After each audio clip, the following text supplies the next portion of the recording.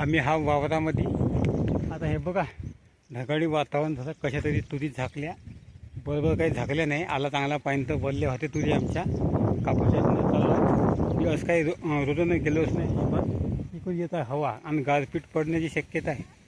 आता शेतामध्ये आता तिकडे आता कापसाचे गट्टे त्या बंडीवर ठेवून दिले. बंडीने काय होते कसं होते माहीत नाही. कंडिशन आता हवा हे बघा सुटला, आता हवा असा तर तिकडे सुमित आहे कापूस हे बघा काय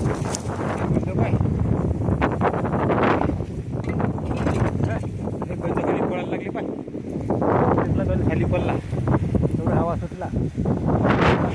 त्या भावांनो आता ह्या उपाय नाही राहत. हे बघा हे आता पालो ह्या उडते का होते का मोठा उडल्यावर झाला पालो. आता भानगड्या थंड गरमी होती, वाटायला लागलं. पण ते कारण काय आखाडी पाणी आहे, सांगितलं आहे गारपीट येणार आहे म्हणून आपल्या यवतमाळ जिल्ह्यामध्ये. आता काय होते माहीत नाही. पाहू आता जे होईल ते आता पाहून घेऊ. आता काय करते आता उपाय नाही. ते तर मला आता बांधतो आता भावनो. आता मी बांधाच लागतात हे थोडंसं 2-3 खोड पाहावं लागेल. 2-3 तिकडे जातो, आणतो खोड 2-3 बांधतो. कसं हे का पण थोडंसं जमलं.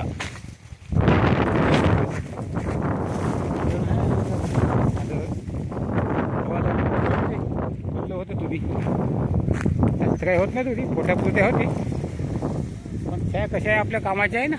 जेवढ्या झाल्या तेवढ्या आपल्या कामाचे आहे. कसं आहे हो तुझं काहीतरी म्हणताय का हो पटकन नेतो बंडी. तुम्ही तर म्हणता पटकन बंडी घराकडे घेऊन जावं म्हणताय. आता मग पाणी आलं तर मग बंडी वाढते ना, मग फसते बंडी गाडण्यामध्ये.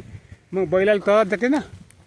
देतो आता बंडी पटकन. आता जसं एखादा खोळावून टाकून देतो टिकून आणि बंडी घेऊन जातो घराकडे. तिकडे आहे आमची बंडी. त्याचाच व्हिडिओ थांबवतो. आवडल्यास लाईक करा, कमेंट करून सांगा कसं वाटलं तर. आणि आमचे नवीन चॅनल अवश्य पहा, खाली लिंक देतो.